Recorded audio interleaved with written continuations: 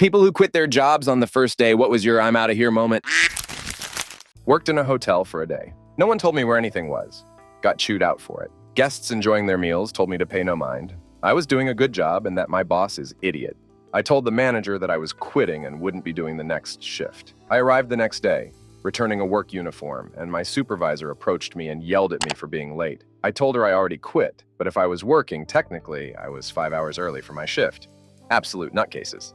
Story 2. I got a job at a Build-A-Bear knockoff at the end of a mall that wasn't very busy. My interview with the owners was interesting. They were an older couple who said that they had wanted to open a Chick-fil-A, but you need about $1 million to do that.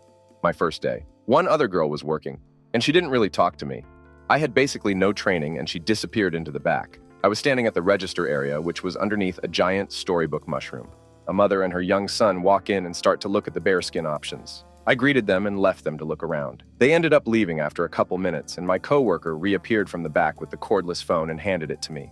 It was my boss. He told me that when a customer walks in, he wants me to come out from under the mushroom to them. Come out from the mushroom. After he finished speaking to me, I hung up and went to my coworker and asked about the phone call. She said the place has cameras set up and the owners watch them from their house and call in a lot. I did not come back to work after that day. Story 3. Fast food chain. I was 17. I found out during training that the place had been robbed 3 times in the past month, and one employee was seriously injured. Not worth the $5 an hour. Story 4. Applied for a job at my longtime favorite restaurant. Celebrated my birthday there every year. Owner asked me to come in for basically a tryout. As I communicated, I was looking at other job possibilities. I come in and they just stick me on dishwashing for an hour. No biggie. Then their dishwasher doesn't show up. So the kitchen manager asks me to stay one for their lunch rush. Say I'll get paid for the hours. I do. Kitchen staff was nice, so I was happy to help out even though I figured I'd be taking a different job. I fill out a time card at the end of the shift and tell the manager I probably wouldn't be back. He understands and thanks me for the help. Fast forward a couple weeks, and he tells me to email the owner after I ask him if I should pick up my measly paycheck. I do. She basically tells me to duck off over text. Tells me it was staging and that she told me I wouldn't be paid. I respond that I understand that, but that I stayed an extra 3 hours, which I was told I'd be paid for. She stops responding. I decide I want to be petty over the $40, so I get the stat labor department involved. Dude goes in there and makes her pay me for the hours, including the first staging hour. Couple weeks later, I got my $40. Never went back to that restaurant. Story 5. My very first job was at a little drive in a restaurant close to my high school. I showed up to work the first day. The lady said I had to pay her $50 for training. She showed me around the place and said that my pay would be $5 an hour as a car hop. This was in 2010. And all the tips I made went into a bucket with all the other girls' tips. At the end of the night, she counted up tips, kept 20% for herself, and split the rest up evenly among every employee. Also, part of our job was 1 day a week we had to spend 4 hours cleaning her house. It seemed super shady. I literally left after listening to her go over all these rules. My dad was pissed until I explained, and another girl confirmed, and my dad agreed I did the right thing. Story 6.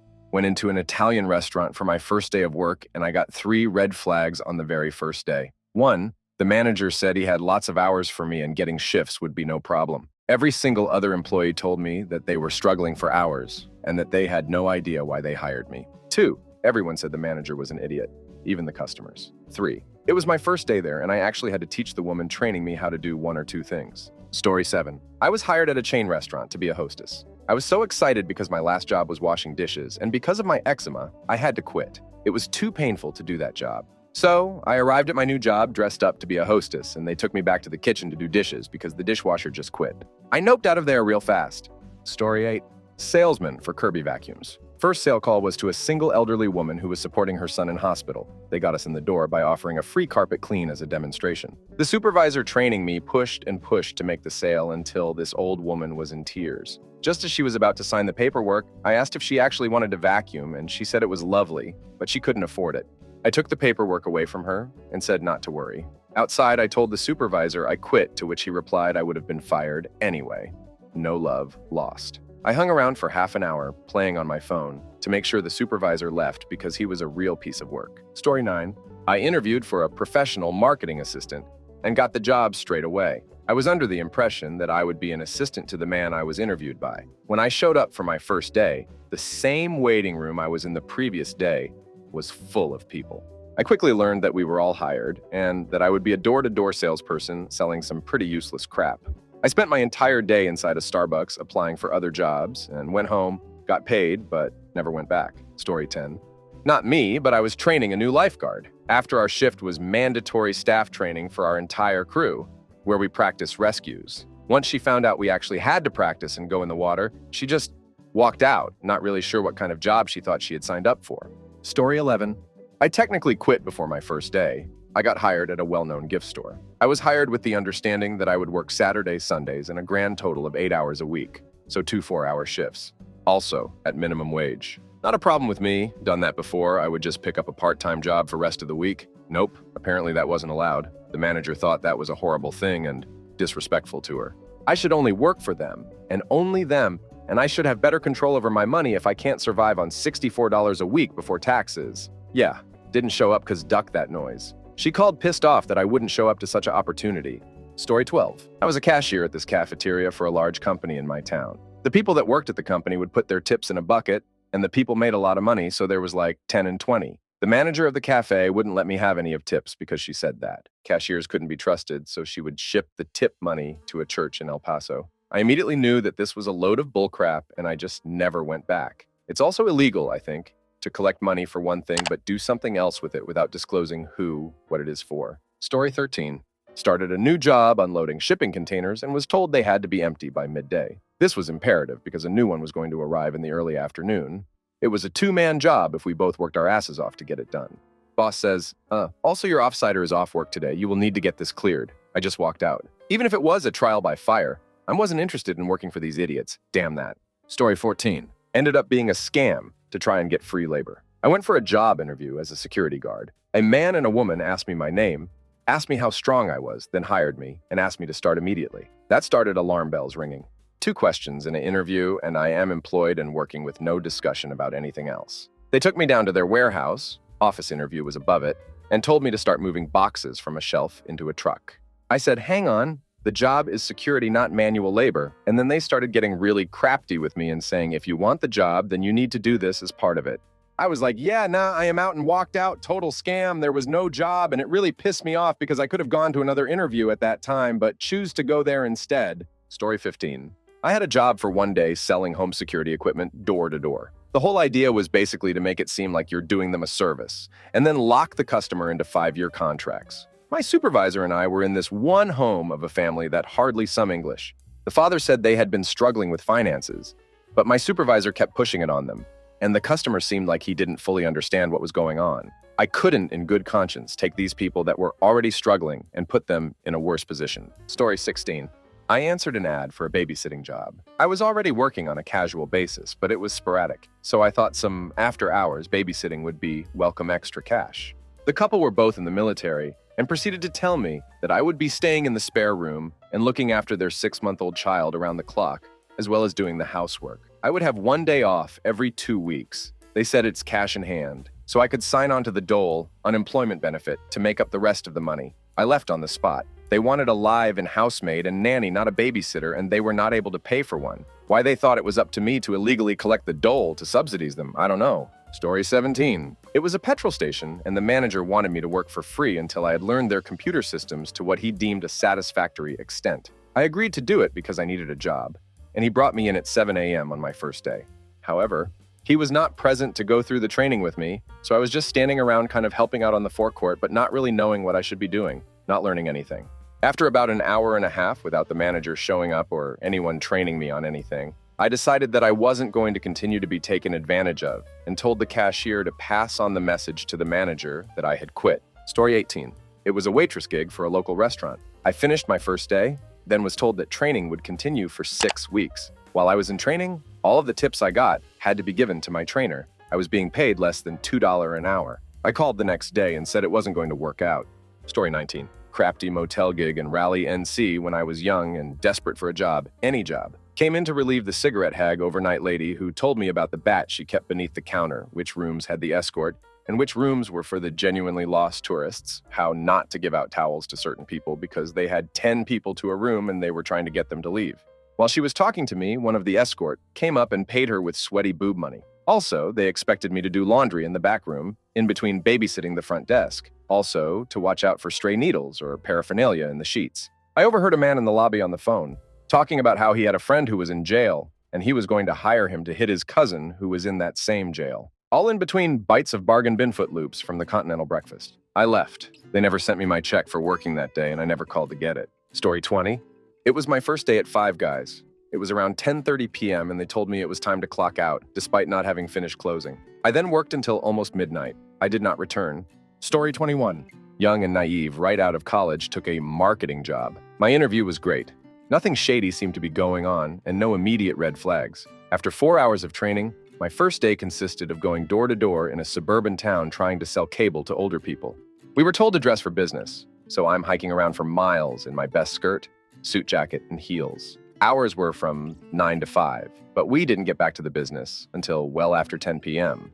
Not to mention, the person I was shadowing was able to make a sale to an older gentleman who seemed to have memory issues. I noped the duck right out of there. Story 22. I worked in one jail, and on my first day, whoever runs the investigations of prisons busted my sergeant and 5 other co's for bringing substances and ducking male inmates. Didn't even wait till the end of my shift. Story 23. I went into orientation for a new job as truck driver. Obviously, you know you will be away from home, but this was crafty. Out on the road 30 days at a time, then only 36 hours or 1.5 days at home. You only work 6 out of 7 days. So 4 of those days you just sit at the truck stop unable to move and not getting paid. Can't bring a pet of any type, so I would only be home 18 days a year. On the road for 347 days a year and unpaid for 52 of them. The no pets rule was the final straw for me. I will not be out 30 days alone with no little friend to keep me sane. I noped out of there. Story 24. I wasn't the person, but I was training a new guy at a movie theater. A customer asked for extra butter. She was nice and normal, not a mean or rude customer, the kind I would pay to handle all day long. He puts the popcorn tub down, says I'm going to the bathroom, takes off his apron, and walks out the front door and never came back. Story 25. Had 2 interviews to work housekeeping at a hospital. Got a call the night of the second interview at around midnight from the guy saying, I was just so excited I wanted to call and tell you I'm going to call you to offer you the job tomorrow. Should have taken that as the first red flag, but I needed the job. I go in for my first day of training, and he has printouts of my Facebook wall and my boyfriend's. He started asking me how long we had been together and made it clear he knew everything, so not to lie to him. It was so uncomfortable. I leave his office and do some training. We break for lunch, and he sits with me in the cafeteria asking how it's been going so far, etc. Then tells me he expects to see me at his church Sunday. I haven't gone to church in like 10 years at this point. We all have a quick meeting in our main room, and I stay back after everyone had left. I put my badge, keys, and walkie on the desk and walk out. I felt bad, but it was no wonder why they can't keep anyone. He called me for months afterwards, asking what had happened. He was worried sick. He deserves answers. Blah, blah, blah. I had called their HR the day after I had walked out to tell them I quit and why, so they had to have told him. He had no reason to keep contacting me. Story 26. They hired me to work full-time. I had interviewed to work full-time. I was trying to quit a horrible job, and this job was on the other end of town. I needed enough money for the bus pass and to make up the difference and more of quitting my old job. They hired me and showed me my schedule. I showed up for my first day. Things are going good. Then my manager called me in, sat me down, and explained that they'd have to cut me down to 15 hours a week because they'd hired too many damn people. I explained, painfully, that I had to take a bus an hour each way and wouldn't be able to pay rent or food after that. He said I could always hold out and hope people quit. I told him he could start with me, took off my apron, and stormed out in tears. Story 27. I thought I was in shape, so took a second job loading trucks at FedEx. Boxes come at you so fast it's hot. Some are heavy AF. Never came back after one shift. Story 28. I delivered pizza for one day. At the end of the day, I did the math, and the tips did not cover the gas I used. They had me driving 15 miles for some deliveries, and my truck gets about 20 miles per hour. So 30 miles round trip is 1.5 gallons, and that's not even factoring in the extra wear on my truck. Also, the people were strange, and they insisted that I call the one black kid who worked there, Mother Ducker John. I refused. The kid was like, no, it's cool, that's what I call myself. And I politely declined and just called him John. Story 29. My very first job was at a buffet restaurant that was popular with senior citizens and known for their desserts. I was asked to get another coconut cream pie from the back, and as I was getting it out of the fridge, another employee bumped into me and I dropped it on the floor, pie side down. This employee's, someone who'd worked there for years, solution was to just SC off all the whipped topping and replace it. I was horrified they served pie that had been on the extremely dirty floor and never went back. Story 30. Had an orientation for an alarm company. Next day, manager calls and says, don't worry about going into the office and to meet at Planet Hollywood. They like to get to know the employees better over lunch. Next day, I go into the office, and another employee whom I had not met says, You must be Scandal 929. I was like, huh? They responded, light-skinned pretty boy is how the manager described me. In same conversation, I found out no one else had ever been invited for a get-to-know-you lunch. I'm out. Story 31, I was a waitress, the only waitress, at a just-opened diner. The boss didn't have me sign any paperwork. Everything was under the table. But that wasn't what made me quit at the end of the night. In order to get me where he wanted me to go, he would pinch my skirt at my upper thigh and pull me around like it was a leash. Needed me in the kitchen rather than call me. He would come out, pinch my skirt, and pull to the kitchen. Needed me at the cash machine?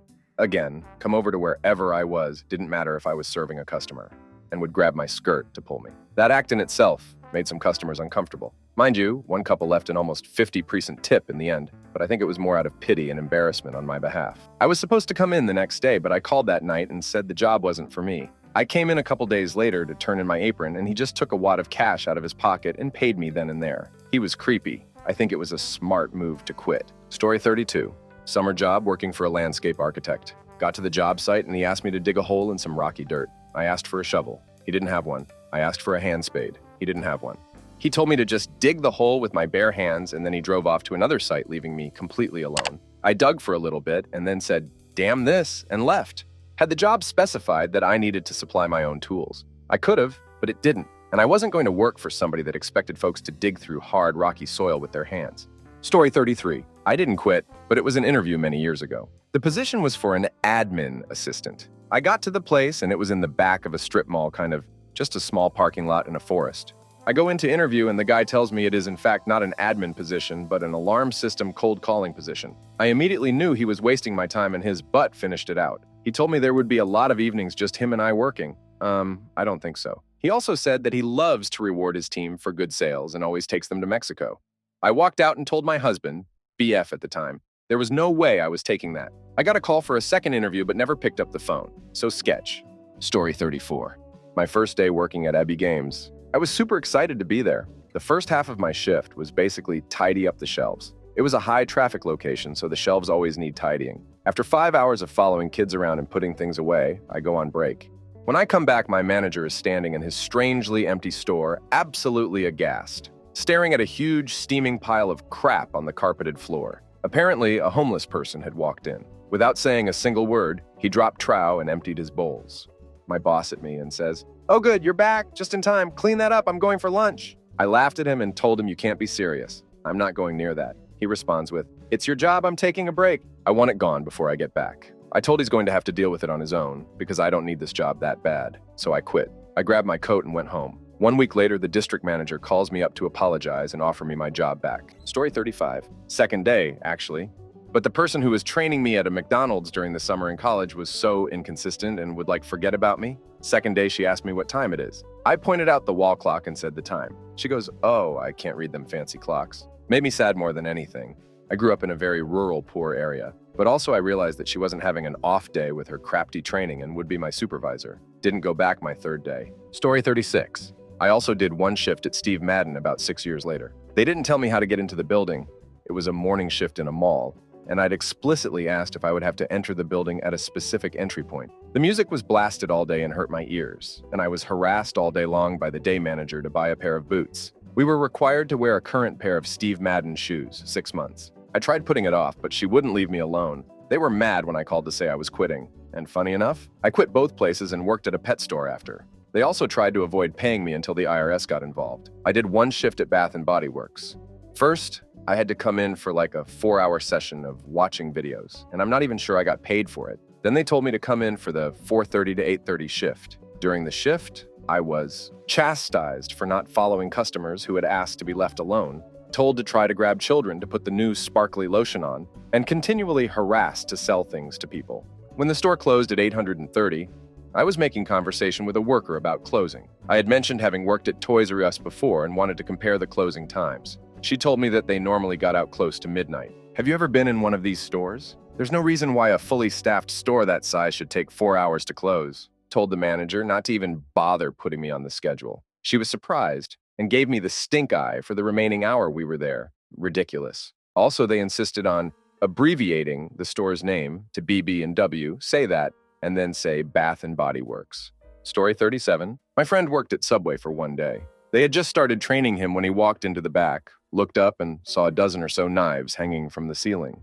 As his trainer was explaining the hilarious game they played of making the knives stick in the ceiling tiles, another employee walked through the doorway and, whoosh, a knife fell down and pierced straight through the bill of their hat. Story 38. It was a small, independent insurance agency in 2006. My first day there, the owner, a true fossil, said email and fax were strictly forbidden as he only believed in communication in person, by phone, or through mail. Left for lunch and never went back. I couldn't imagine the inefficiency I'd have dealt with had I stayed. They ultimately closed their doors, so it was definitely the right decision.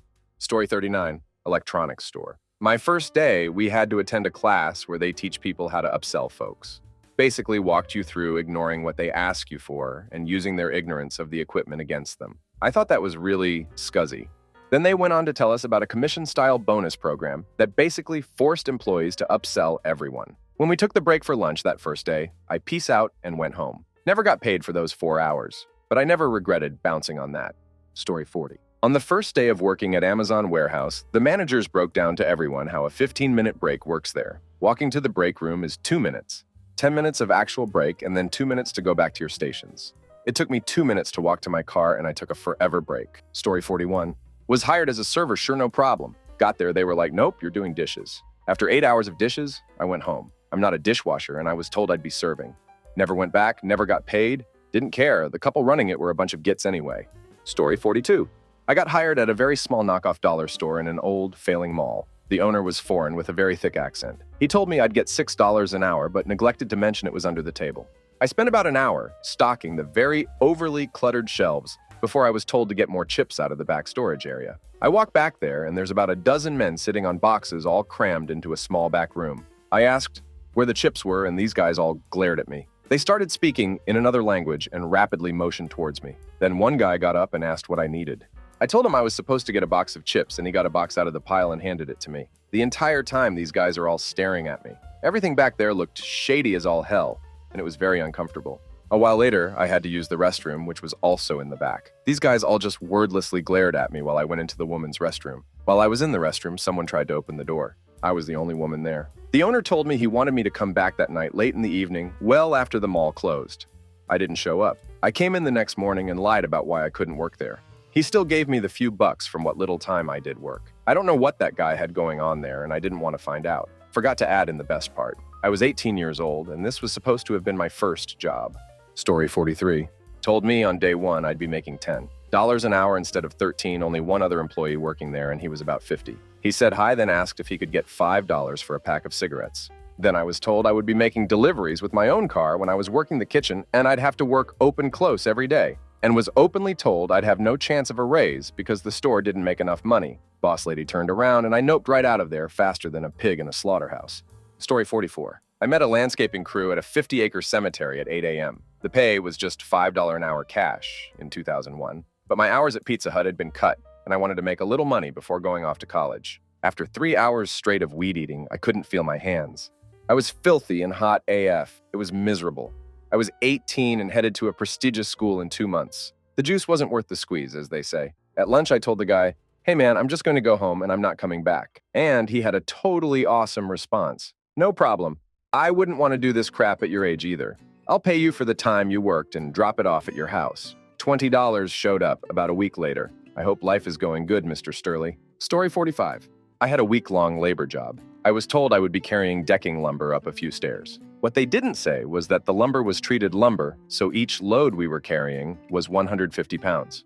And those couple of steps were 88 up from a lakeside property. I managed to survive 8 hours, but there was no way possible I could carry a few more tons of lumber up those stairs. I had to go to physio after to fix my knees. Story 46. A long time ago, not long after getting my papers as a chef, I had an interview at a hotel for a position in the kitchen. The executive chef and I chatted in his office for about 20 minutes. At the time, I remember him coming off as very arrogant, which is quite common in this field. I didn't think much of it at the time, as the pay was decent and the shift was what I wanted. As I was leaving his office, I turned to leave through the dining room, the way I had come in, which was closed at the time. It was another hour or so before service started, and he says to me, "No, not that way. Go through the kitchen. You're not good enough to go through the dining room." I was so surprised by what he said, I just did what he asked without a word. Later on, after I'd got home, I phoned him up and said that after having a close look, I decided that his menu wasn't good enough and that I wouldn't be accepting his offer. Story 47. I applied to be a seasonal package handler at UPS years ago. I go in for the orientation thing and I'm immediately put off by the manager, who just seemed really rude to begin with. The other 40 people and I were about 30 minutes into it when someone sneezed and the manager went off, "That is the kind of damn bullcrap I'm talking about." I stood up before it seemed like she was finished and just said, "Not for me," and I walked out. I was surprised when I got in the car and about half of the remaining people walked out too. Story 48. I was hired as a cook in a country club in Miami, Florida back in 2002. It was the grossest kitchen I've worked in the US. I have been through worse in the US and around the world. Most of the food in the coolers was rotting. There were ants on the cutting board they had me work at. The guy training me picked up a towel off of the floor to push the ants out of the way so I could work. Many of the food that should have been refrigerated was left out. The walk-in freezer door would not close because there was so much ice buildup. I felt like I was going to vomit the whole time I was there. I made it through the day, then did not come back for my second day. The chef called me and I told him that I would not come back. He threatens to call the culinary school I went to and tell them I walked out on him. I told him that was fine and called the health department and reported their practices. They called me a year later to follow on the claim and had time to go check it out. What a joke. I stand by my choice to quit with no notice and reporting them. Story 49. I was 17 years old and working precast concrete. Refused to use a rusted-to-crap ladder. Supervisor called me a pussy. Got up about 7 rungs before his foot went through one. Heard his foot snap as he fell. I called an ambulance and walked to my car in the parking lot. Story 50. Answered an ad in the paper. This was the mid-90s, what seemed to be an office job making sales calls when I was in college. Did a phone interview and was called back for an in-person interview. When I go to the interview, I'm led into a room with about 50 other people and a small stage at the front of the room. We're all somewhat confused as to what is going on. Finally, a guy gets on the stage and informs us that we've been selected for the opportunity to sell Cutco. Me and half of the rest stood up and walked out. Story 51. Not technically first day, but second day. When I was 20 or so, I got hired to be a temporary floor member for Forever 21 during the holiday season. My training started a week before Black Friday, so the store was already kind of in chaos. On my first day of training, I walked in and the floor manager gave all the new hires a tour showing us the facility and layout of the store. After this, I was assigned to a veteran floor member to shadow and get an idea of what my job was and what my duties would be. As soon as I was assigned, the manager dipped, never to be seen again. An hour and a half into my shift, my shadowed got an emergency family call and had to take off for a week. When this happened, I found some other floor manager and explained the situation and asked them who else I should shadow. The manager's response was, "Just do what you can by yourself. You'll be fine. Everyone else is busy." Figured, well, okay, I'll try. I don't know if any of you have shopped in the women's section of Forever 21, but during seasonal sales, they will have multiple articles of clothing that all look almost exactly the same, but with slight differences. X, a white cardigan with 4 buttons that looked literally the same as a white cardigan with 5 buttons. The best part was these different items were often placed in completely separate parts of the store, and it was the job of the dressing room to return the unpurchased items to the correct section so the employees could put them back on the shelves. Well, these employees damn sucked, and I didn't know if they were a part of my section or not, so I'd spend a ridiculous amount of time trying to find where they go before realizing, wait, this isn't even my section. I've checked literally every rack. So I'd put it back on the sorting rack and move to the next item. More than 50% of the stuff I was told to reshelve wasn't my section. I just did as best as I could and got ready for my next miserable day. The next day I come in and the store manager pulls me to her office and tells me how slow I was the day before. And if I want to keep working here, I need to be very fast. I explained my lack of training and unfamiliarity with the store, and she told me if I didn't know where the clothes were in sections, I should come in my free time and memorize where stuff was at. I spent the rest of my shift putting clothes in random damn places, then never came back for a third shift. Damn that place and their management. Story 52. First day at Burger King, I had to clean the men's bathroom. I go in there and there was poop everywhere, next to the toilet, on the ceiling, the walls, and even the sink. I quickly walked out the bathroom, didn't even clock out, and just left the store and went home. I wasn't going to clean that. It was awful. Story 53. I have worked in construction-type jobs my whole life. The amount of angry, abusive holes you encounter are endless. This one banana head still has the title. This was in the 90s, so he has stood the test of time. A friend quit this job and gave my number to a hole boss he had without my knowledge. I never did thank him for that. This guy calls me out of the blue and asks if I need work. I said I did. He said he could pick me up the next morning.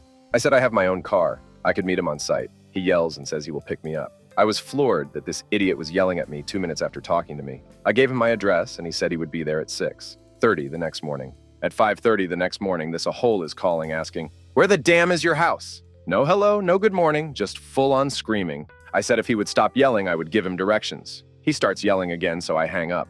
He calls right back and is losing it because I hung up on him. I tell him to duck off and not even bother to show up. The two other guys I lived with were now awake and not too happy with me.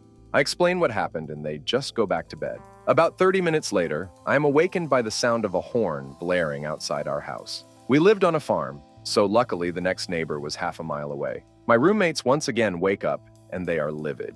We all go outside and this Ahole is yelling at us to get in the truck because we're late. He's there a half an hour earlier than he said he would be. He also doesn't know who is who because he just spoke to me on the phone. I'm about to tell him to duck off again, but my buddy walks up to the truck and says he wants to get paid up front. This guy lets loose a tirade on my buddy. My buddy just laughs in his face. He says if you're going to be an a-hole, he will have to pay him first. The guy just keeps yelling.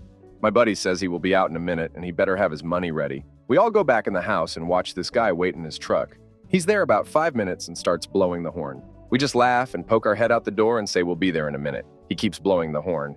We just ignore him. After another 10 minutes, he bangs on the door. I open the door and this fool is about 5 feet 2 inches and maybe 200 pounds. I'm shocked by his appearance. He's just about to say something and I say, "Didn't I tell you to duck off and not bother coming here?" He is truly confused. He asked, "Where's the other guy?" I said he was just ducking with you. "I'm the guy you were talking to, now duck off." He says, "So you're going to duck me up and not come to work?" I was amazed what an a-hole this guy was. I said, "You gotta pay me up front first." He starts yelling and swearing again. I slam the door in his face. He starts bang-gong on the door like a madman.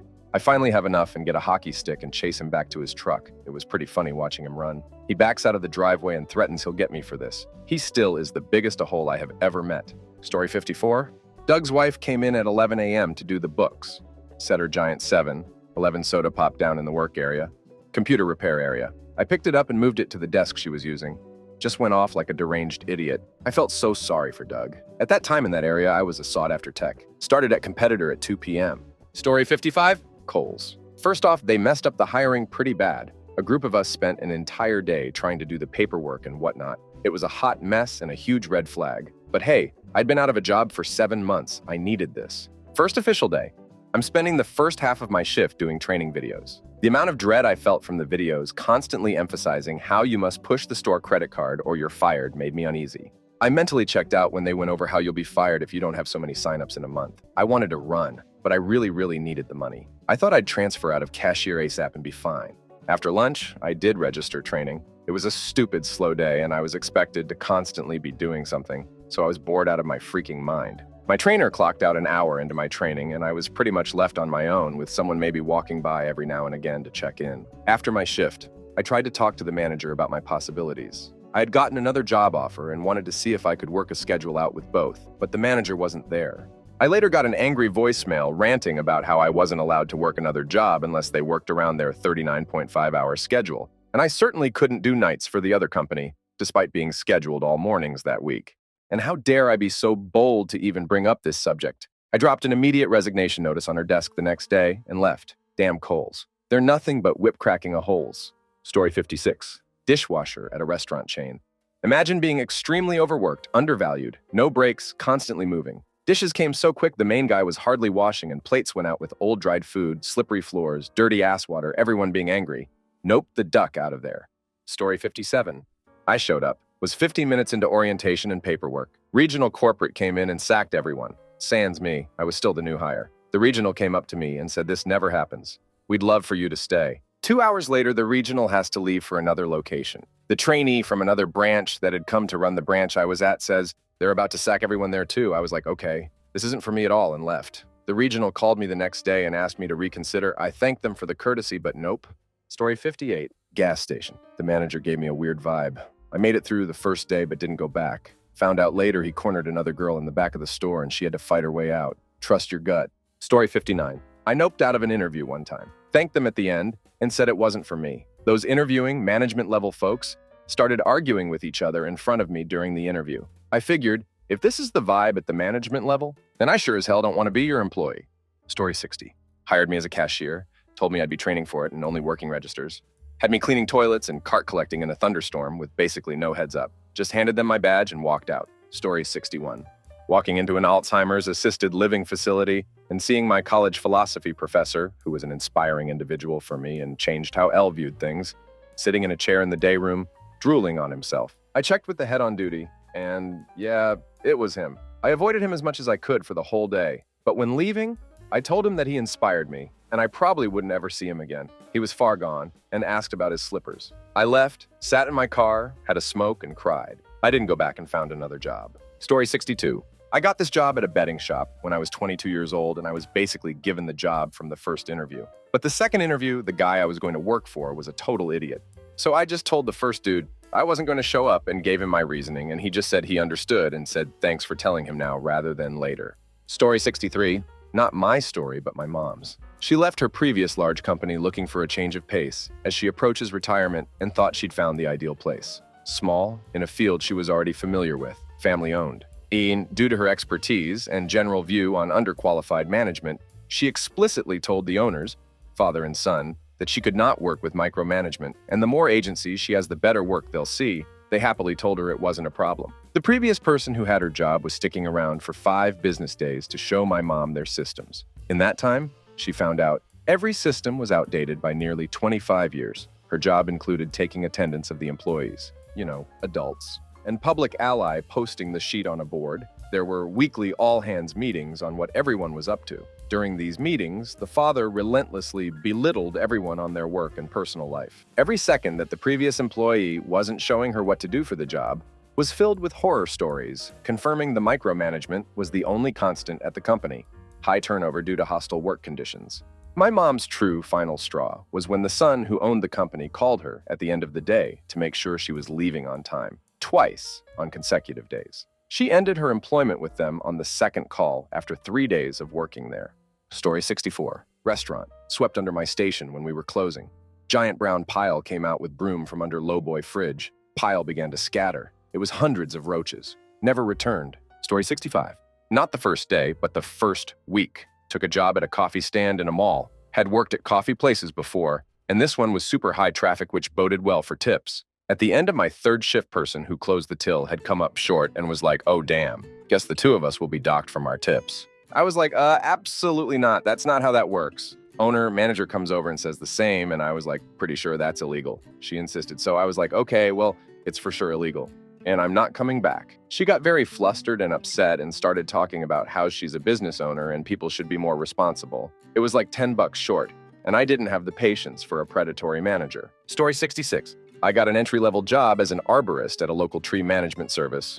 I was early 20s, fresh out of college, loved trees. So I was pumped to learn more about trees and learn how to trim, cut them down, etc. My first day, I was put on a crew with 2 other dudes who were supposed to be my trainers. These 2 were pretty much knuckleheads. We only had the front seat of our truck to sit in as we drove to the jobs, and I had to sit in between the both of them. They were laughing and playing jokes and damn around the whole day. So we get to an orchard where we were supposed to trim a few trees, and it just so happened that in one of the trees is a massive hornet's nest. The lead guy I was with thought it would be funny to vigorously shake the branch that the nest was hanging from. As you can imagine, he was immediately attacked by hornets and started running toward the truck. However, me and the other guy were between the lead guy and the truck, and once we saw the swarm, we bolted. I remember running through the orchard and thinking, this is too bad. I quit. Story 67. It was a sandwich shop in college. I got the flu before my first day. Told them I was sick. They said, come in anyway, it's just training. Then they had me making sandwiches, no gloves, runny nose, coughing and everything. I left in under an hour and didn't eat there again. Damn that. Story 68. When I was 20 years old, I worked at Wendy's. As fast food jobs go, it wasn't bad. But I wanted to pick up some extra cash, so I decided to add a second job. I had washed dishes in a busy restaurant my senior year in high school, so I figured I could do that. I applied for a dishwasher job at a local IHOP, and I was hired. My first night, I had a shift that was supposed to last until 3 a.m. I knew that was pushing it, because I was scheduled to clock in at Wendy's at 9 a.m. But I figured I could slam a few hours of sleep and I'd be fine. 3 a.m. came and went, and the guy who was supposed to relieve me never showed up. I ended up working until 6 o'clock. By that time, there was no point in even going to bed, so I just chilled for a few hours at home and went to Wendy's to start my shift. I was lucky I didn't fall asleep behind the wheel on my way there and home. Later that evening, after I got some sleep, I drove down to IHOP and told them I quit. I decided it was better to stay alive than to make some extra money, and so far that decision has proven to be correct. Story 69. Not my first day, but my second. Fellow coworker touched me and I said, please don't touch me. It makes me uncomfortable. And he proceeded to step closer and said to our manager, "Hey, Joey, touch her. She doesn't like it." Manager's eyes got so big and he told the idiot that he could be fired and sued for harassment. I didn't go back. It was my first job. I was 15 years old. Story 70. Cashier on a parking lot of a big shopping mall. I got an orientation of 2 hours and then my boss let me alone. The first customer wanted to pay me $300 with $20,000 Chilean pesos and got mad because I didn't have change. The next one asked something similar and the next and the next. When my boss came back, I just quit. Story 71. I put in to do transcription work for a company that sounded really good on paper, and they were enthusiastic to hire me. They told me they just had to do a test run first to see how I do, and that they would pay me for my work. Okay, no problem. I had a few years as a transcriber and document preparer working for an attorney, so the work they wanted or described to me was very similar. Nothing new at all. What they sent me was a really crappy audio file with a guy who had a thick accent and microphone feedback, so I could barely hear anything said. The file was over an hour long too, not 15 minutes like they'd said they would send. I transcribed 15 minutes, then sent it back stating that I hadn't transcribed. The whole thing, since per the original instructions, it was only 15 minutes they wanted. I waited, and half an hour later, I got my transcript back, marked up with all kinds of errors. Not mine, theirs. Punctuation wrong, content I know and could hear was not what the person on the tape said, etc. I also got a contract attached to that stating I agreed to be dinged, 25 cents deducted from my invoice. For every error found, followed along with a promise I would never badmouth the company. I blocked them immediately and ignored their repeated attempts to contact me over the next few days, blocking each contact until they gave up trying to reach me. I know a con job when I see one. Story 72. Restaurant line chef. Worked a 12-hour shift, was given 2 breaks of about 15-minute each. Burned my hand numerous times because they gave me plates that came right from the oven and never said a word. End of the shift, I told the head chef I was done. He called me soft and said I was the 3rd person to quit on him after a day. I said, maybe it's the way you treat people. Story 73. Mine was a temp job that was supposed to be for a week in the local office of a major food distributor. It was a tiny, hot office packed full of middle-aged and older men, not a woman in sight. I was dressed professionally, skirt and blouse, and they'd call me from office to file things, do menial office tasks. Naturally, I had to bend over to file. I knew what they were doing, but I really needed the money. Until I heard one of them moan while putting away some invoices. I noped on out of there so fast. Middle of the day. I told the temp agency that I left, why I left, and that I wouldn't go back. Agency called the next day saying the office requested me again for that day. Absolutely not. I told the agency to lose my number. If they couldn't understand why that was a poor choice, then I didn't want to work for them. Story 74. I used to work at a craft store as a cashier, but quit when I moved. Ended up going back a couple years later to make some extra cash, but this time in the framing department. During the interview, they swore up and down I would only ever be a backup cashier because I said I refused to have full cashier shifts. First shift after interview is listed as framing, but I'm put on cash and told that actually most of my shifts would be cash since they'd found someone else for framing. I spent the next 6 hours giving everyone who came to my register 20% off of everything and then never went back. Story 75. I was 17 years old and decided to get a job at Chuck E. Cheese. I thought that because of how awesome I remember it being as a 7-year-old, it would be a fun job. During my first day, it was really just training and showing me around. After a few hours, the place was in full swing and kids everywhere, so here comes the man himself, Chuck E. Cheese, right as he walks out on the floor towards a group of kids. 2 little spoiled idiots come up to him and just start kicking the hell out of his shins. He just stood there like a punching bag as all the other employees acted as this was par for the course. I finished my shift and never returned. Story 76. My first internship was at a Brazilian teen detention center. It's akin to a prison, but Brazilian law has some distinctions between crimes committed while as an adult or as a teenager. Teens go through socio-educational measures. I was walking through a courtyard with my supervisor when some doctors came running, flailing their arms and screaming while officers came running from the opposite direction. I get pulled by my supervisor, who just tells me to run back to our office. These teens, as young as 12 years old, had escaped their block. A few minutes later, an officer comes knocking on the doors of the offices and yelling for everyone to run outside because a fire had broken out. Some of the teens had set mattresses on fire in their cells. I didn't really know about. My teacher did. She hadn't even been there that day. So I was forced by the university to choose another place to intern at. Oh well. Story 77. Me and a buddy got a job at a Maytag assembly plant making ovens, stoves. They put me on the assembly line clipping wires to the stovetop, and like 8 hours in, I literally couldn't close my hand anymore. We had a scheduled break at that time, so I approached the line supervisor and told her my manual dexterity was flat gone. Told her I understood it'd take a bit for the finger muscles to adjust, and I was happy to continue working.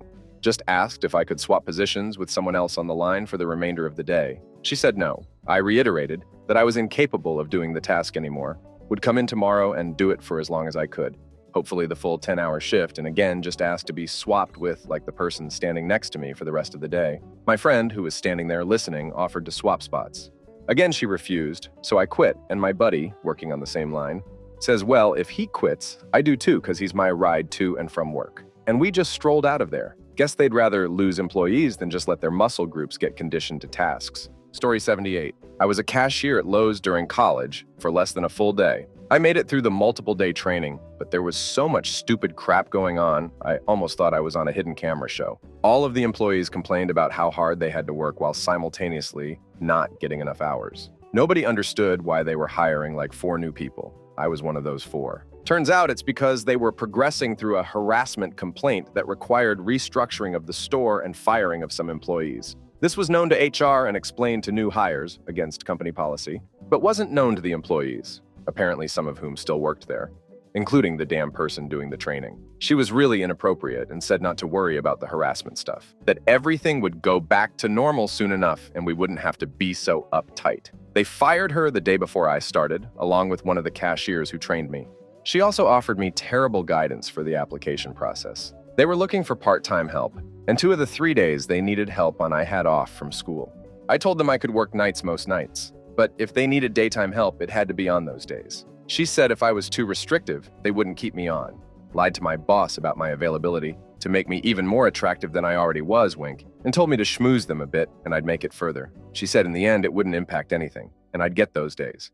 My first week's schedule, I was working mornings every day that I was in school, and I wasn't given any hours on my days off. Aside from the fact that I was given 2 times the hours the position called for when other employees were shorted. My work schedule way literally impossible to consolidate with my school schedule.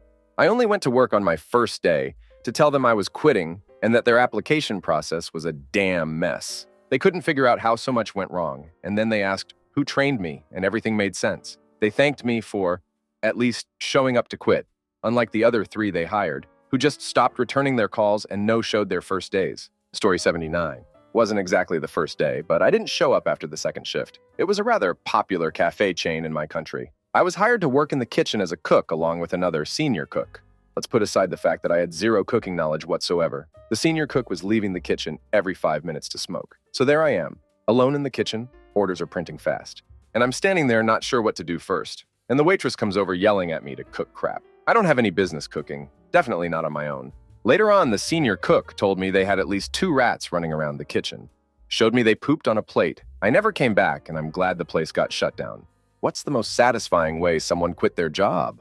Story 1. A few years ago, I left my job in the industry that I went to school for and have worked several years in at a truly terrible, toxic place. I was there for almost 3 years, and 1 month into the job, I realized what a mistake it was to work at this place. Sadly, my job is a little specialized. Nish and I had moved across the country for this position. So even though the place was a toxic mess, I did not want to just say damn it and quit either. It took me the better part of 3 years to find another job. But eventually, I did find an opening in the same industry and in the same city too. And not only was this new place in the same industry, but it was known to be the polar opposite of the current place that I was working. Good work environment, positive place, an ass kicker in the industry, basically moving from hell to heaven in my business, and I didn't even have to move anywhere to take the job. So, once I had accepted the new position and was about to give the old place my 2 weeks, I was feeling pretty good for the first time in ages. It just so happened that my current job, on top of all of their other bullcrap, were going through a management shakeup, and some departments were answering other new managers across the entire company. This meant that every employee was having these sit-downs with their new department heads to talk about issues, workflow, etc. And a lot of my coworkers were terrified or hesitant about these meetings. And they certainly did not feel comfortable to be open and candid and honest about the real goings-on at this miserable place. But not me. I could not wait for this opportunity. When my time came, I went into my new manager's office. I should note most of the managers at this place were a big part of the problem: toxicity, poor morale. And this new manager of mine was no exception. I strode in confidently and with purpose. He sat there initially with this crap-eating grin, one leg over his knee, and probably expected more of the same that he had undoubtedly been receiving. A lot of good-intentioned but miserable and cautious people, just saying all is well, His crap-eating grin subsided once I spent the next hour telling him everything that I truly thought about that place, the people who worked there, and everything in between. I was polite, but firm.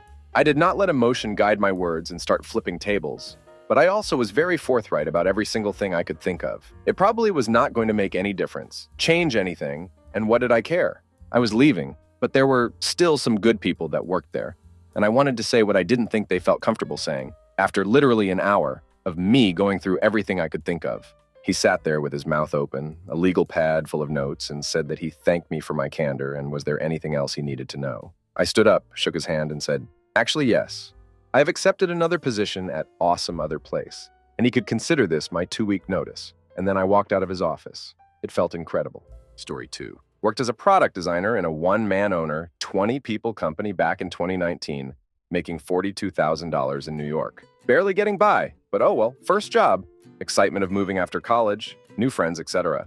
I started going above and beyond, where during my downtime, I would even take on the responsibilities from other departments and manage the work of this another guy. Then pandemic hit. He furloughed everyone for 4 months. Eventually, we returned, but with reduced hours. My salary dropped from $42,000 to $36,000 before taxes. Boss came around and asked me to take on some extra work because some people didn't want to return.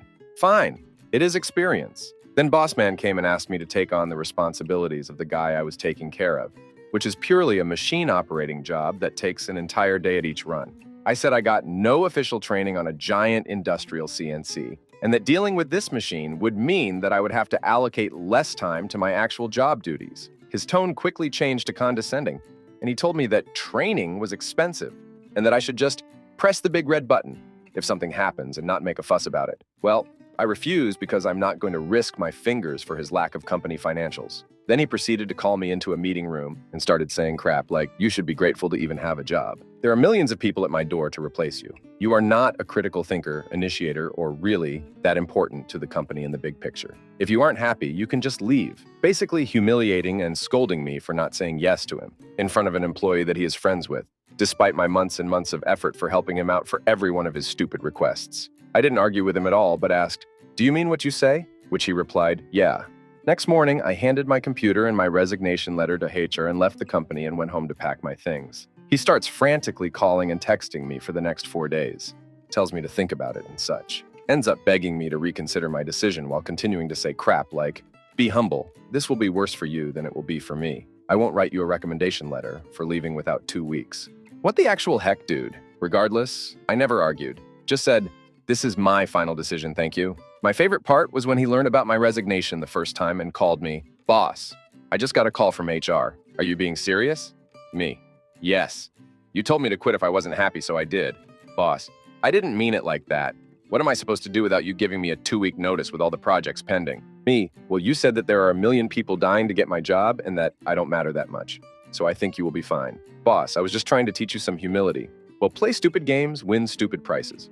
This guy tried to bully me into submission, but I knew my worth. 1 year later, I am making twice as much as I made in that company with a new job with great benefits and an awesome boss and a team. No regrets at all. Story 3. Worked for an electrical company. Family owned. The owner's brother was calling me an idiot all day, saying I can't do anything right. Tells me to go to Dunkin' Donuts to get breakfast. He says to me, "Can you at least get donuts for us without damming up?" I took his van to Dunk's, bought myself a nice sausage, egg, and cheese, called my girlfriend to pick me up, and left his van right there. He calls me at 11, flipping out. "Where the heck is my van? Where are you?" Told him I went and got breakfast, but he never told me to come back. So I went home. Damn entitled brothers. Story 4. 8 years ago, I quit during my performance review. It was awesome. I had gotten my license to be a mortgage broker while working for a large automation company for the previous 10 years. I started doing mortgages part-time and had a plan to leave after 1 year if things were going well. 5 months in, and I was starting to find my groove and had a really good previous month, but still didn't have any intention on quitting. Well, during my performance review, my manager told me I was doing really well and wanted to know what my aspirations were for the next 6 months. I thought about it for a second and then said, "Well, Frank, I gotta be honest, to not be here." He was so confused, so I told him what I was doing on the side and he was super supportive, which surprised me. I told him I didn't see things slowing down, and if I was doing mortgages full-time, I probably could have quit already. And he said, "Well, why don't you?" So I did. I thanked him for being so understanding and supportive, told him I would use my remaining vacation to cover my 2 weeks, and emailed him my notice the next day, shook his hand, and left. I called my wife from the parking lot, shaking like a leaf, and surprisingly, she also was super supportive even though I hadn't run it by her. Shout out to her. Fast forward 8 years, and it was the best decision I ever made. I love helping people, I love math, and I love trying to come up with ways to pay the bank as little as possible for my clients. Plus, I have way more financial freedom. Story 5. This one is satisfying from the employer perspective. Years and years ago, I worked at a hospital. One of the nurses was horrible and a danger to her patients, but the union had her back, and she wasn't as easy to fire as you might think. Management and fellow nurses, knowing what a danger she was, spent months in write-ups, formal warnings, and finally got the process done where even the union knew it was best she went. She was going to receive several weeks of paid time off and a reasonable-sized severance package. She came into the meeting with a signed letter that she quit, just so she could have the last word.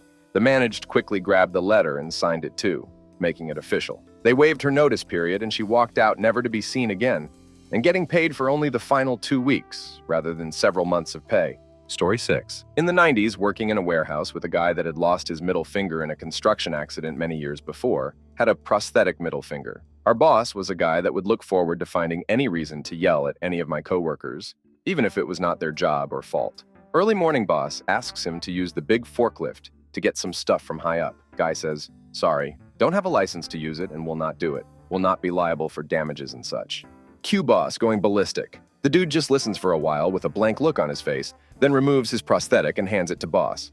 Boss takes the prosthetic and asks the guy what he was doing. "I'm giving you the finger," and just walked out. Never saw that legend again. Story 7. It was so satisfying to me on Monday when I handed in my notice to my boss. She offered me a raise. She knows full well I'm aiming for better paid positions, and I really think she thought I'd go for it.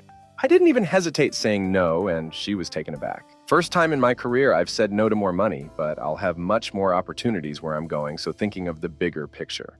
Not trying to blow my own trumpet, but they're going to be ducked without me, and she knows it already. Took a call from the manager of the whole service this morning, who said she'd like to offer me more money to stay. My manager on Monday was offering me an extra £1,500 per annum, which I'll literally be getting come the new tax year. The service manager didn't say how much more money she was offering, but left it relatively open.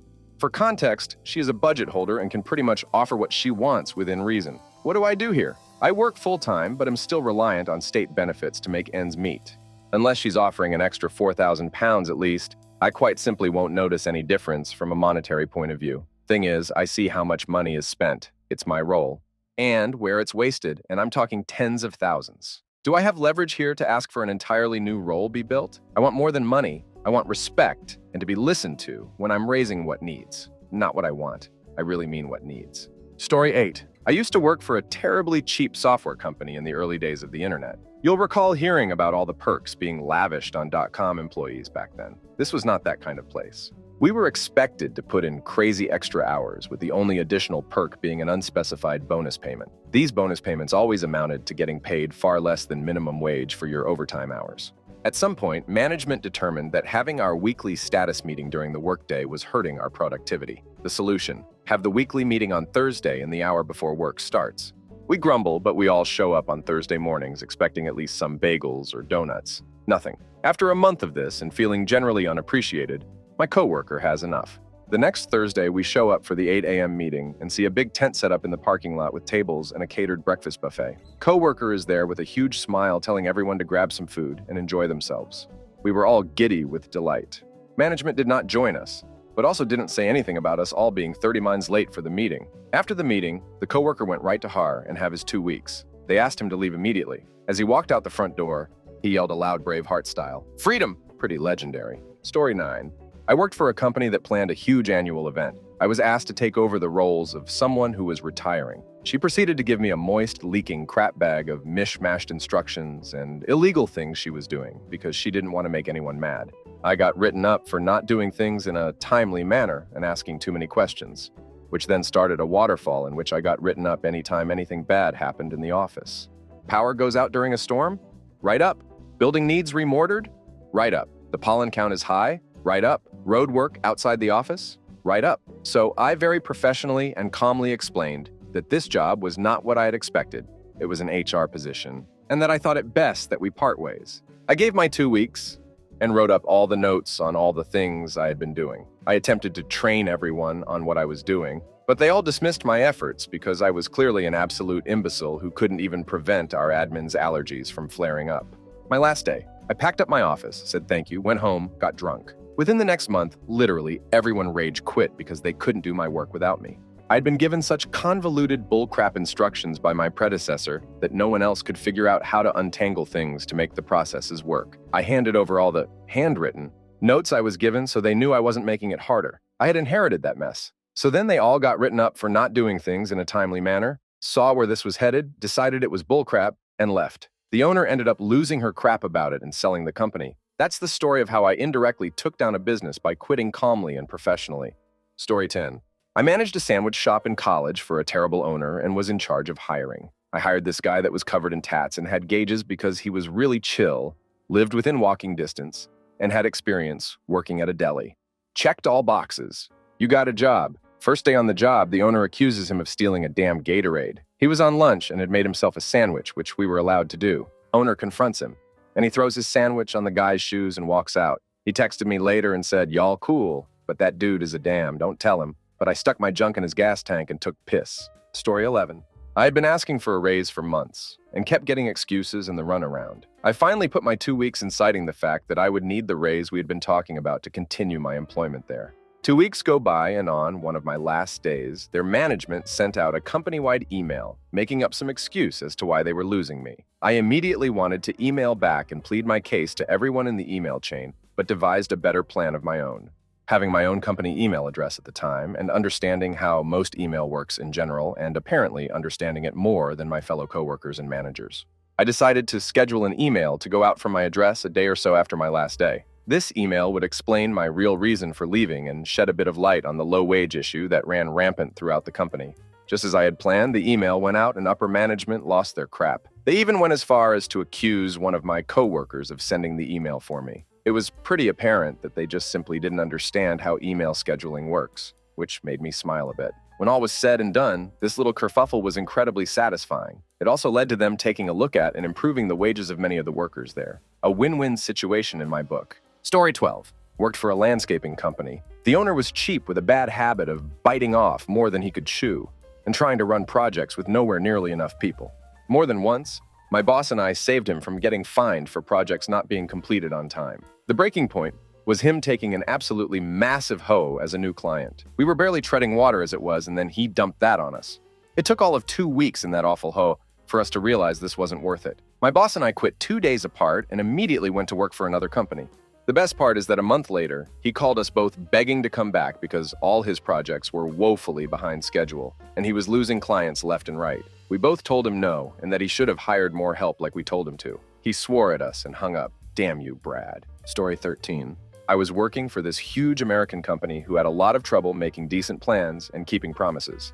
I work in it projects, but due to a vacancy, I was asked to pick up a commercial role. I refused. Then it turned out it wasn't a question, it was a demand. I had until Tuesday to give the wanted answer. What they didn't know was that I already working out contract details with another employer, which got sorted out by that Monday. Come Tuesday morning, an angry manager called me into his office, stating I didn't reply on the request and I was in serious trouble. I had my Hollywood moment by being able to slide my resignation towards him as an answer. This only pissed him off more, but alas. Story 14. I was severely underpaid and tried for 2 years to have constructive conversations with management about this. It wasn't going anywhere, and generally led to a lot of unhappiness from me. When I handed my 2 months' notice in, I was asked, "Is there anything we can do to get you to stay?" Told my manager that if he had a time machine, he could go back 2 years and listen to me then. The company then tried to claim I was liable for a large chunk of money because they'd paid for training. It was in the thousands, and they were threatening via email to take it from my next 2 months' pay. So I verbally agreed until 2 weeks before leaving and then asked for proof of costs. They couldn't provide them. In my edit interview, made the HR manager write down that HR need to brush up on their training course funding rules. Story 15. I used to work in this big franchise company where there was one overarching name and brand, but some stores were individually owned by other people. The big overarching company was absolutely awful and kept bringing in these new rules that made working there harder and screwing us over.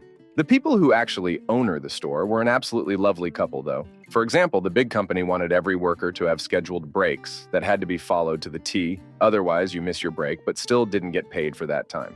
If I had a break scheduled for 1:30 to 2 p.m., it didn't matter if I only got on break at 1:50 p.m.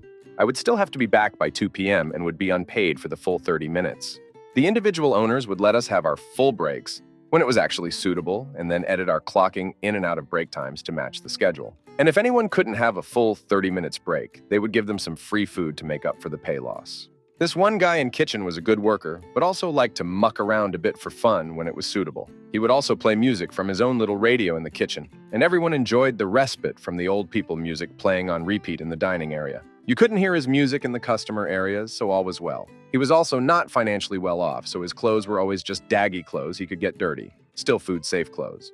He also had some tattoos and was a smoker, but he was always responsible with his smoking breaks. The IE was really quick and only when he had time for them. Then the big company started making these rules like, no music in the kitchen allowed.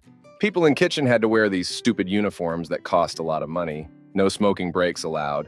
No visible tattoos allowed even in kitchen. And they could see our cameras. So this guy was getting screwed over. And he was genuinely a good worker and great guy, so we all felt for him. Eventually he found a new job and we were all happy for him.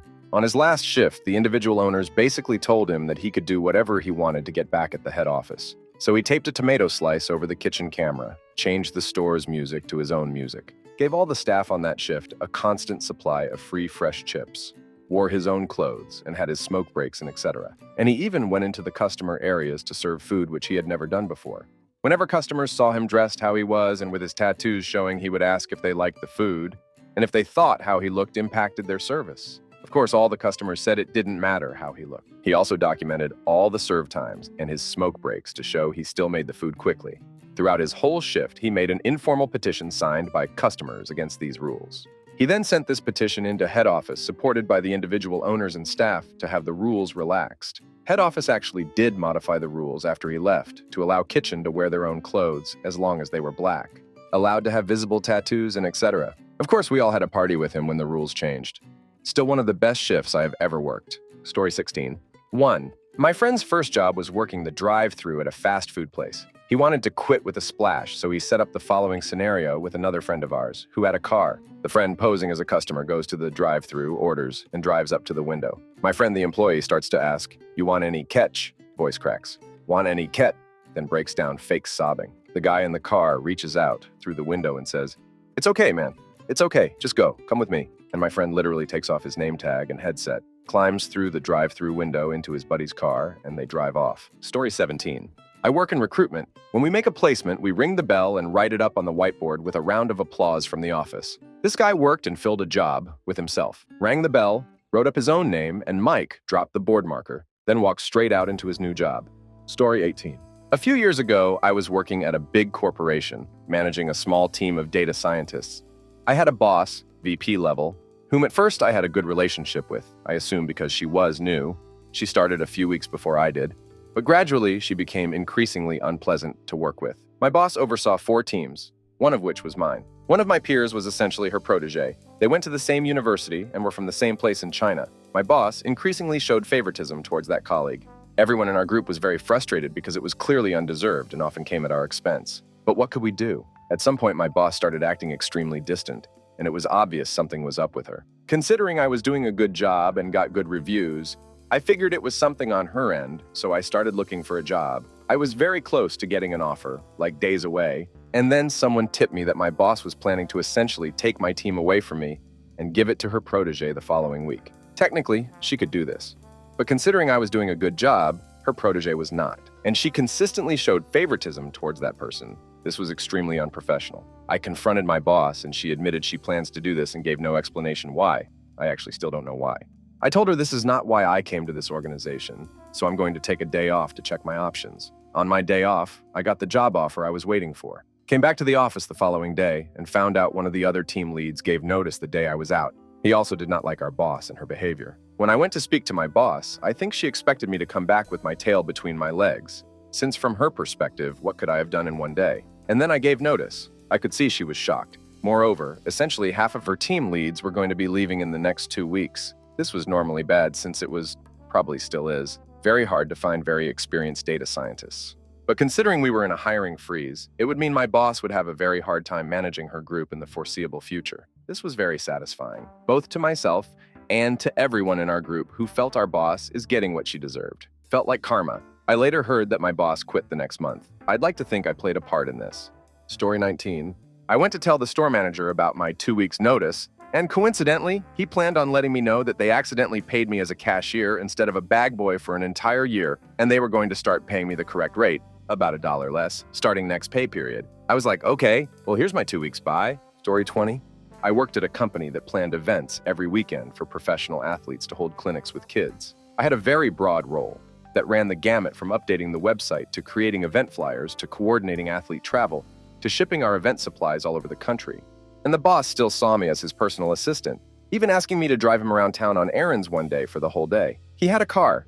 It wasn't in the shop. He just didn't want to drive. When someone quit, he didn't hire a replacement. It was just lumped into my daily tasks. Oh, and he wanted a daily email about every task we accomplished that day. Things inevitably went wrong regularly, like the person holding our shipments locking them in his office and going home for the weekend, or an athlete's flight being delayed to the point where they'd miss the event. So I was working 80 hours per week and was pretty much on call 24-hour a day on the weekends to fix things from afar. Plus, my boss would berate me for minor things like yawning in a meeting. Have you ever thought about trying not to yawn? You'll only do it more. For all of that, my salary was $1,000 per month. I finally had enough one day while some close friends were in town. The previous weekend, I spent hours on the phone getting a client off of a delayed flight and onto another plane while we were out with the friends. And that Monday, I was still at the office doing something for my boss at 9 p.m. I just decided, damn it. I sent a resignation email, effective immediately, locked up. I was the only one left at the office by a mile, but everyone else had their own key. Tossed my keys through the mail slot, turned off my phone, and took my friends out to a nice late dinner. I turned it back on to a deluge of texts and missed calls. I went in mid-afternoon a couple days later to clean out my office, and that was that. Boss man was not happy, but I didn't care. A couple months later, I was in the area of the office and saw one of my coworkers just walking past me, crying hysterically. She was a real see you next Tuesday, so I didn't care. But apparently her and one other coworker had to do just part of my job that was originally supposed to be theirs. I was very bad at saying no at the time, but have since learned to stand up for myself professionally. And that alone was overwhelming. Within a couple months, that company went from 2 to 4 events per month to a solid 2-month window without a single event. Everyone else quit and they moved out of state to start over. Story 21.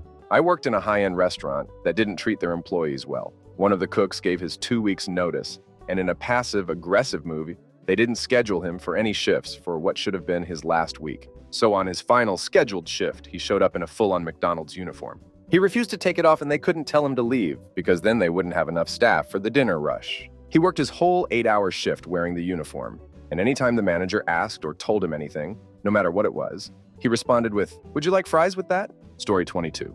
I've never seen somebody quit, but my most recent job, I quit. I knew I was done with them and just waiting to collect my last check to quit and suck up another few days. Got a text from the owner's son on a Friday as I was going home from our workday saying, "Before you go home, come by the shop because I need you to sign a write-up for taking extra time on break." And I said I was already home and I'd see him Monday. I knew I was going to quit that moment. Waited till Sunday night, Valentine's Day, just before they normally text out scheduling and what jobs we would be at, who we're working with, and said, "Don't worry about scheduling me anymore." Boss's son sent out, "Some a hole just decided to quit and ruin scheduling, so everybody go to the shop so we can move some things around." To the work group chat, I sent "damn you" and left the chat. It was a family-run business that promised bonuses we never got and raises we never got. I waited a year before asking for a raise. Since I never missed days without a week's notice and never showed up late or had to go home early for any reasons, never had any customer complaints, and always had the tools and material needed. So damn them for going, "Give it another 3 months and we will see." Then writing me up one day, "I need an extra 15 minutes to rest on a big demo job because I was feeling tired and sore from the day before." Story 23. I was teaching in a private school, got promoted and given way more responsibility, training staff, coordinating assessment, etc., on top of my duties. I asked for a €200 pay rise to do so and cover the final 12 months of the contract. The boss refused, citing budgetary restrictions. She offered €100, which still left me on less than some unqualified teachers she'd employed that happened to be friendly with her. She wished me luck on my return to my own country. I wished her luck with recruitment as I knew a standard advertisement actually cost €2,500. Not only did they fly 3 different applicants out, costing well over €1,500. But my replacement left after 6 months, so they had to recruit again, and I went to work for a school across town for a pay rise and an easier job too. Thanks, boss. Story 24. On a slightly different note, a friend of mine had a bit of a thing for her boss and kind of felt it was mutual, although he never said anything or did anything to confirm it. They worked together for almost a year. Then he handed in his notice, and the day after he'd left and had a leaving, due etc., he called her and asked her out. That's classy. They're now married. Story 25. I worked at Burger King in high school. Manager was extremely rude and yelled and talked down to staff regularly. On my third day, he starts cussing and screaming at me about something extremely petty. I can't even remember why. I told him to go duck himself through my name tag and quit. The problem was I got a ride to work with my best friend who also worked there. So I had to sit on the curb across the street for hours until my buddy got off work. The manager stared daggers at me through the window all night, but my homie laughed and clapped through the window when the manager wasn't looking. Would do again. What kind of a hole has to power trip on 15-year-old kids working fast food? Story 26. I'm not proud of this answer, but here goes. When I turned 18, I moved to North Dakota to work in the oil fields. They started me from the bottom up running heavy equipment. I had a knack for running mostly everything and picked it up very quickly. This intern led me to move up quickly. At the end of my second year, I was running job sites in a Finnish bulldozer. Back then, I used to chew tobacco, I know gross, for something to do on my 16-hour shifts. I would spit on the floorboard of the dozer, I know seriously gross. And at the end of each shift, I would hose the floorboard out and clean the inside out. Well, most heavy equipment has air ride seats, and mine breaks. The mechanic who was tasked to work on it refused due to my spitting habit, probably rightly so, even though I cleaned it daily. So I try to run the dozer, and without the seat working, it's miserable. I feel like I'm breaking my spine every time I drop a couple of inches. After an hour or so, I call my boss over and tell him I won't run it like that. He yells at the mechanic, and mechanic yells back, still no seat fixed. Boss tells me to just run it like it is. So I try again, and after an hour, I decide, screw this. At that time, I'm working sometimes 30 days in a row, 16 hours a day. You can imagine people get burned out. So genius me decides if he is grossed out by my basically cleaned floorboard, he will really be grossed out by what I have for him. So I pulled my pants down crap on the floorboard and left. I know I'm not proud of this. You would think that would be the end of it. The next day, my boss is calling me to say the seat is fixed. I told him I quit. After a long talk, I get a pretty significant raise. Let's just say that mechanic never talked with me again. Story 27. Not me, and I'll let you decide if he quit. We got a new supervisor, and he was a total ass. Everyone began putting in transfer requests just to get away from him, which didn't go unnoticed. I got my transfer packet, wow, I'm old, a packet of papers to request a transfer, and started to fill them out. Boss came over and tried schmoozing me to stay, telling me he really needed me here. Told him didn't care and was not staying under someone like him. Belittling crew, not knowing our jobs, and questioning everything we did on rudimentary elements of our job and being an idiot about it. He brought a retirement packet to Dave 2 days later and started in on him. Really need you to think about this. We really need you, blah, blah, blah. Dave stood up, got in his face, and started yelling.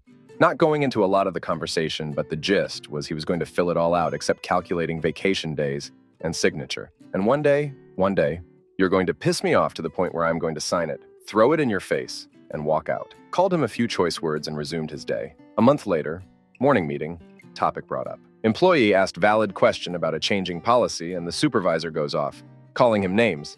Dave turns his back into his desk and pulls out a calculator. I knew what was coming. Before supervisor could finish his rant, Dave got up, got in his face, and it was on. Called him an inconsiderate PR1C, need to apologize, backed him into a corner with the verbal barrage. Went back to his desk. Guess what, mother effer? I don't have to take it anymore. Grabbed the paperwork and threw it at him. I'm retired! Papers in every direction. Stunned look on everyone's face when he walked out. I followed him to make sure he was okay, and everyone else followed. HR interviewed everyone a few days later. Supervisor suspended and never came back. He stood up for his fellow employees, and I remember him fondly for it. I hope his retirement is treating him well. I'm coming up on my retirement. I don't think it will be that spectacular. Story 28. I was an engineer at a small manufacturing company leading a team of 3 people that made up the entirety of the engineer department. I was about 10 years into my career at the time and was still looking for opportunities to grow, which obviously were limited at this place. As luck would have it, there was a consultant the company hired that traveled to customer sites and acted as a processing and engineering advisor for our customers, while also pushing our products as solutions to their problems. He was well paid, which I knew as I reviewed engineering expenses as part of my job. He was getting on in years and was starting to find traveling to mines and refineries difficult, and eventually word came out. Our owner was looking for a replacement. So I put together a pitch, explaining why I was the right fit, which included a plan to backfill my position so that we didn't run into production issues. He told me he was very impressed and agreed with a lot of the points that I made, but needed time to make a decision. Now our owner lived overseas and only visited every few months. But every time he was on site, I would inquire about the job and renew my pitch. And each time I got the same response. And then they ducked up. I was made aware, unintentionally, that multiple stages of interviews had taken place with outside parties, making it clear I wasn't actually being considered given how far along they were.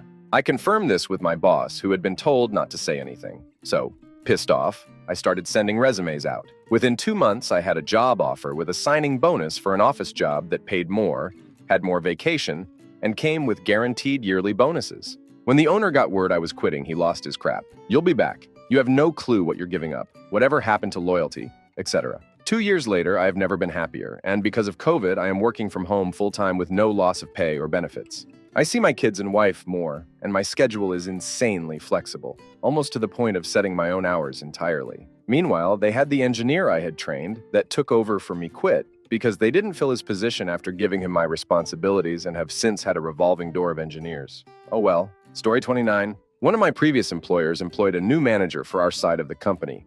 On paper, he seemed perfect for the job. However, in reality, he was a grade A. He decided in his wisdom that we should all restrict ourselves to our specific roles.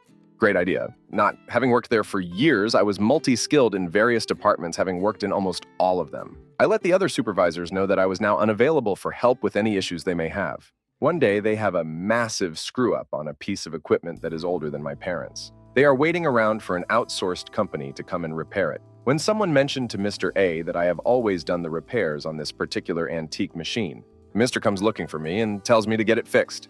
Sorry, that's a great big note from me. What? As per your instructions, we are all to stick to our role, and my role is to supervise this department. We have a rush order, so you either fix it or duck off home. Can I that in writing before I leave? He stomps off quickly, fires off an email telling me that I am being suspended for failing to carry out my duties. I emailed back, "Thanks for the confirmation. You can take this as my formal notice that I quit Isid Har and the big bosses," into my reply, and went home. Story 30. Mine was not so satisfying, but I want to tell the story anyway. I worked for an automotive them. I can't say which one, but I will say they are known for making powerful muscle cars and overpriced off-road vehicles. I was an engineer for 5 years. Things were relatively okay. Then pandemic happened. When the plant shut down, the first thing corporate did was fire all the contract workers. My 5-person team was now 2 people. Still had to do 5 people worth of work, though. That sucked. But eventually, they brought the contractors back. I was in charge of a major component on one of the company's flagship vehicles that was about to launch a major refresh. I was very busy. Then a new project came up, something that I really wanted to work on, so my boss made me the lead engineer for that project. The catch was, I still had to do my old job. Grumble, but okay. A few months of that go by, and my boss tells me that they need a lead engineer for another project and are moving one of my colleagues to new project. That colleague was in charge of major components on a revived nameplate that was about to launch. "Oh, don't worry, we're bringing in a person from a different part of the company that's never done this job to backfill that position. We just need you to bring him up to speed." Translation. I'm in charge of this program now too and have trained a new person because the training in this company is non-existent. I objected, saying that I shouldn't have to be in charge of 3 different projects at once. Got hit with the old, "We're really looking for you to step up to the challenge." Nope, damn that. Starting sending out resumes that day. Had an offer the next week. More money in a place that costs less to live in. The only satisfying thing was in a meeting with the rest of my team, one of them told me. I was putting them in a really bad spot.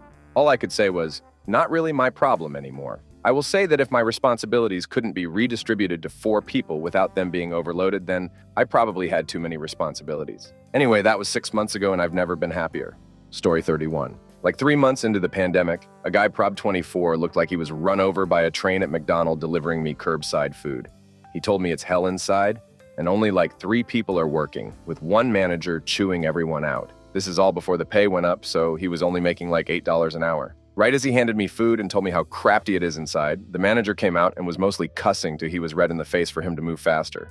So I asked him if he wanted an easy security job at our factory for $14 an hour. He said, yeah, but he has no ride. Told him to hop in and I'll drive him. I'm heading into work now, and my boss needs another guy to work. He jumped in my car like some 90s action movie, and we took off. Go him hired that day and working that night. Went back to that McDonald's to recruit the rest of the kids working at it, and they all work security, where they mostly can sleep all they want at the post. Just make sure doors are all locked at night. Story 32. I didn't quit the job, but here's my favorite story. I was working at a merchandising job for a local beer distribution company. Basically, my job was to drive to different stores on a route and rotate their products, put the orders away, and refill the displays and lines. I'd been working there about 2 years and was mentally over it. Combination of incompetent management, low pay, and my schedule and route being constantly changed. Every other merchandiser would wear a wireless headset that was connected to your phone so they could talk on the phone and work at the same time, or listen to music or podcasts because listening to grocery store music for hours will drive you to die. While it was technically against the rules, it was something that was overlooked. After some issues with people faking their clock-in times, not me but other folks, the management started cracking down on us. During this time, I was already making moves to leave and go elsewhere. While working, I got a call from one of the companies that I had applied for and pending a background check and substances test, which I knew I would pass. They wanted to ask me when I could start. As I was finishing my conversation, while still working, our department manager came into the store and saw me. Didn't say much, but asked me to go to the office the following day. That next day, I was fired for insubordination, and as they were walking out to my car, he tried to make small talk. All I told him was, well, I was going to give you my 2-week notice today anyways, so thanks for the 2-week vacation before I start my new job. I then proceeded to spend the next 2 weeks playing pond hockey and Mass Effect Andromeda. Story 33. I loved my job. Well, most of it. I loved the clients we served, had some awesome coworkers, and the job itself was something I enjoyed. It was management that made the job intolerable. I had planned to leave later that year as I was moving out of town, but I decided that enough was enough. A coworker and I did some math and learned that all of us non-management employees had been severely underpaid for holidays, which went against our area's labor laws. I already wanted to leave, so just before giving notice to the manager, I brought up the underpayment.